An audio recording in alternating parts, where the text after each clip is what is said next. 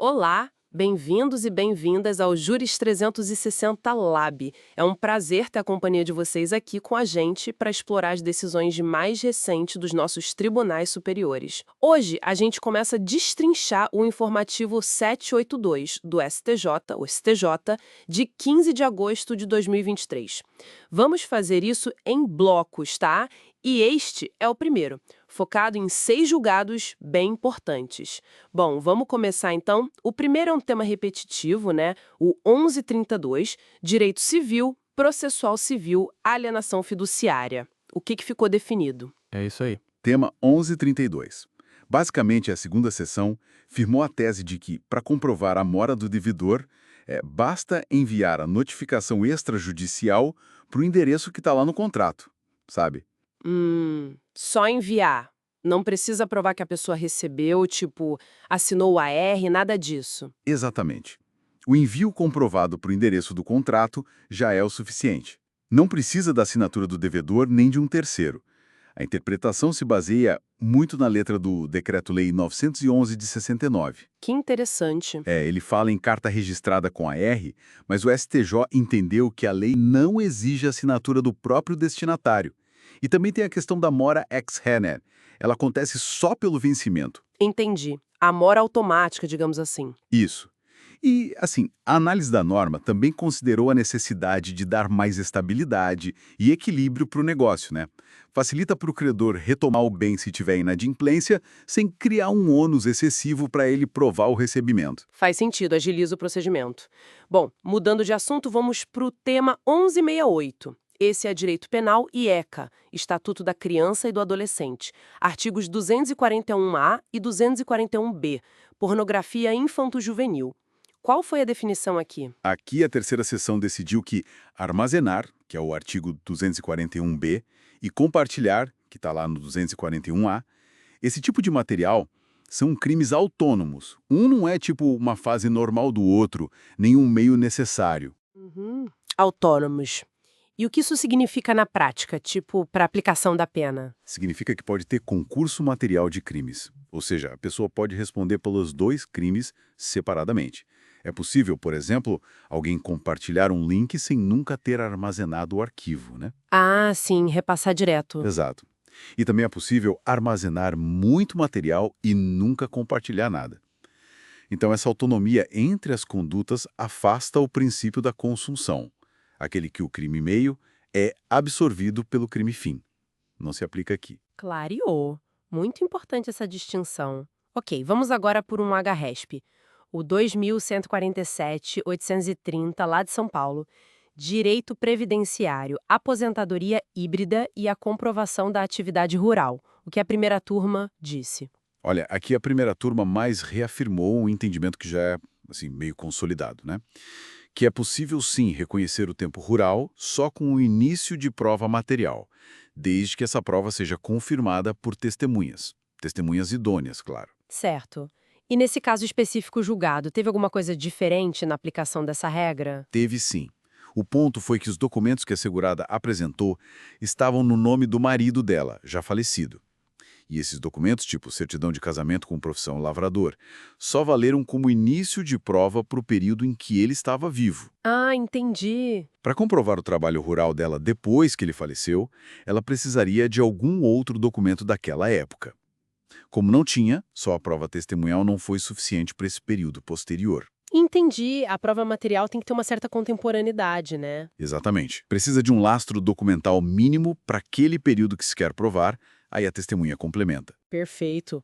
Vamos para outro RESP da primeira turma, o 930-482, também de SP, agora direito tributário.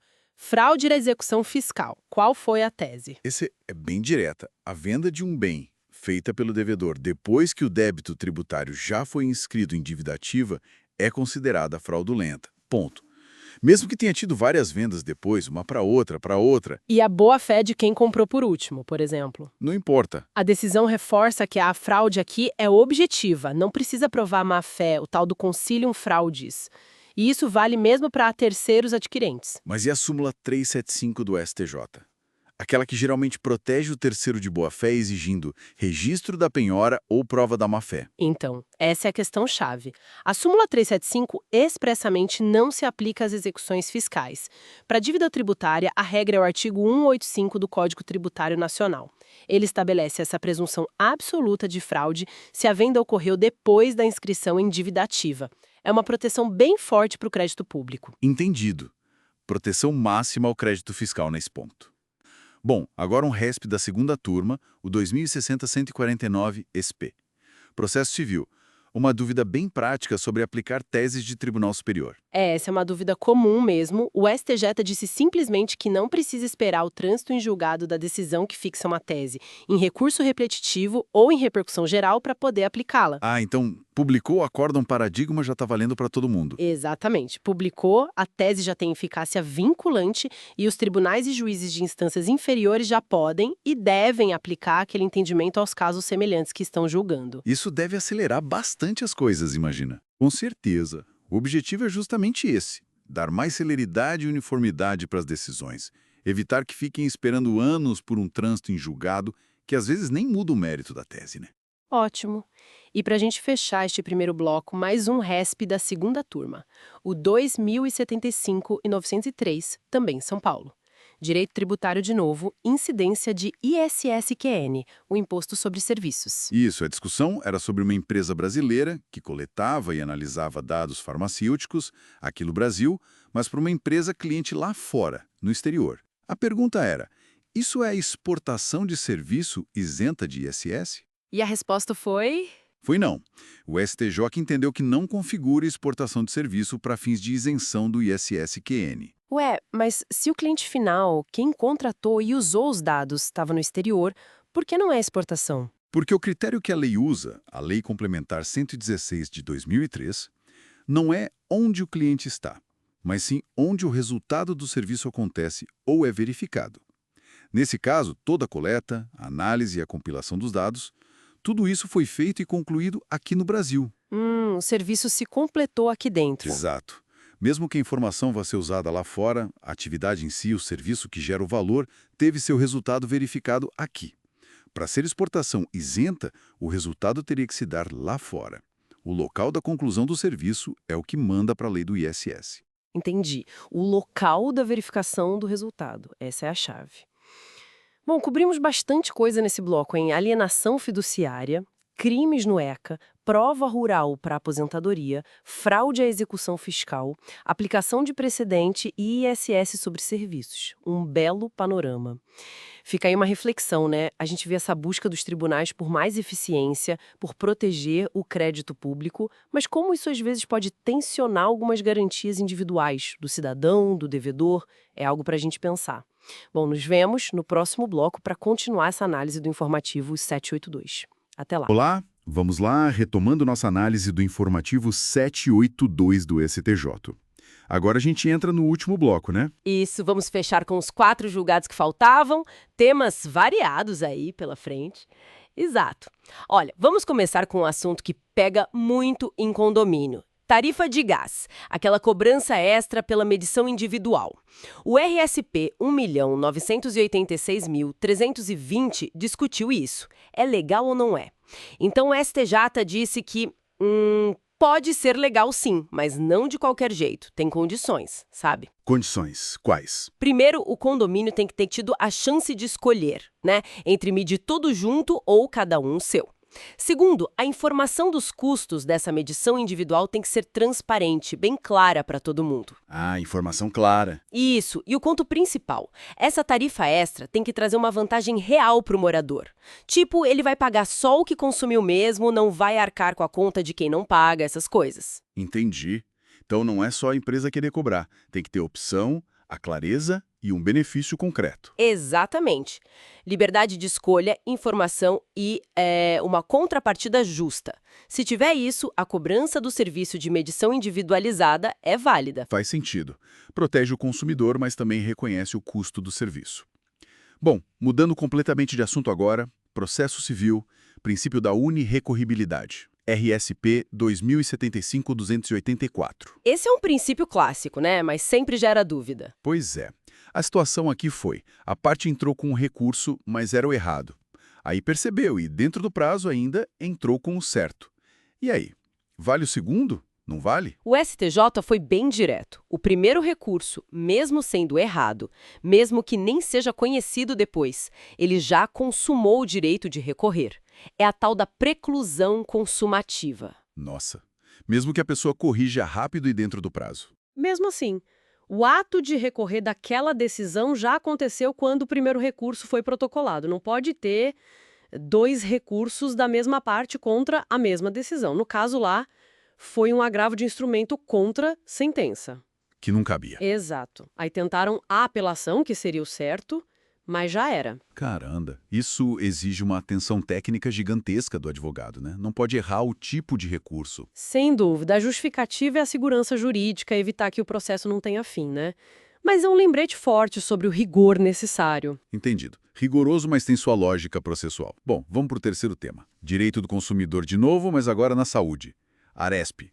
Aresp, como fala? Aresp, Isso, Aresp. 1.964.268, do DF. Legal. O caso era sobre cobrir o medicamento rituximab para lúpus e pielonefrite. Só que ele é off-label para essas doenças, né? O plano tem que cobrir? Tem sim. O STJ considerou abusiva a negativa do plano.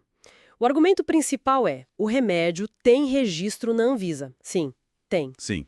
O médico prescreveu como necessário para o tratamento. Prescreveu? Então pronto, o fato de ser off-label, ou seja, para uma indicação diferente da bula principal, não é motivo para negar. A Lei dos Planos de Saúde, a 9.656, ela exclui tratamento domiciliar que a pessoa mesma administra, sabe? Só que o rituximab não é assim. Precisa de aplicação no hospital ou na clínica com acompanhamento profissional, é uso ambulatorial ou hospitalar, e isso o plano tem que cobrir sim.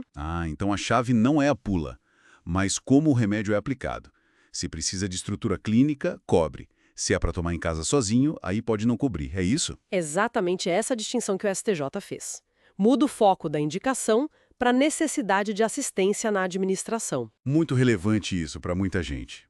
Ótimo. E para fechar, o último tema, direito penal. Um caso de estupro de vulnerável, julgado em segredo de justiça pela sexta turma. Sim, um tema pesado. A discussão foi sobre a dosimetria da pena, especificamente na continuidade delitiva. Quando o crime se repete várias vezes, né? Mas e se não se sabe exatamente quantas vezes aconteceu? Só se sabe que foi por muito tempo. Como faz para aumentar a pena? Então, o STJ afirmou que, mesmo sem saber o número exato de atos, se ficou provado que os crimes aconteceram por um longo período, nesse caso específico, a vítima tinha de 7 a 13 anos quando ocorreram os abusos. Isso já justifica aplicar a fração máxima de aumento pela continuidade delitiva. A fração máxima, que é de quanto? 2/3, segundo o artigo 71 do Código Penal. A ideia é que um abuso que dura tanto tempo presume uma repetição muito intensa. Seria desproporcional aplicar o aumento mínimo só porque não dá para contar cada ato. A incerteza não pode acabar beneficiando o réu numa situação tão grave. Entendi. Busca-se uma resposta penal que reflita a gravidade da conduta ao longo do tempo, mesmo com essa dificuldade de prova do número exato. Faz sentido também. Bom, então é isso. Fechamos a análise do informativo 782. Pois é, passamos por consumidor, processo civil, saúde e penal. Decisões importantes que mostram como o STJ vai interpretando e aplicando a lei nessas diversas áreas. Exatamente. E fica sempre aquela reflexão, né? Como equilibrar a aplicação da regra, da lei, com a busca por justiça em cada caso concreto que chega lá. É um desafio constante. Com certeza. Bom, esperamos que essa nossa conversa tenha sido útil, tenha trazido clareza sobre esses pontos. Se o pessoal curtiu, a gente pede para não esquecer de se inscrever aqui no canal, o Juris 360 Lab. E deixar aquele like para apoiar o trabalho. Isso. A gente agradece demais a companhia de todos e todas nesta análise. Até a próxima.